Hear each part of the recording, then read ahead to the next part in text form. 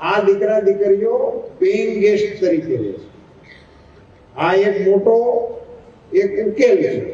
પણ આ paying guest તરીકે મહાનગરની અંદર દીકરા કે દીકરીઓ જે રહે છે એને રસ્તો બદલી જવા માટેના ખૂબ મોટા ચાન્સીસ છે.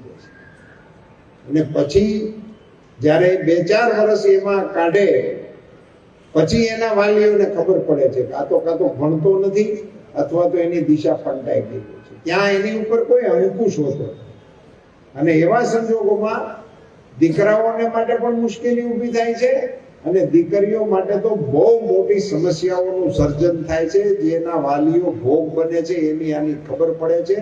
એટલે દીકરીઓ માટેની તો સમાજની જો છાત્રાલય હોય એ અનિવાર્ય જરૂરિયાત છે. એટલે હું સમાજના તમામ આગેવાનોને અને દાતાઓને આગ્રહપૂર્વક વિનંતી કરું છું કે ક્યાંય પણ કન્યા છાત્રાલય બનાવવા માટેની આહલેખ કે ટેલ તમારી સામે આવે તો તમારે આપવાના તમામ દાનોમાંથી આગળ વધી અને પ્રાયોરિટી આ છાત્રાલયને આપવી.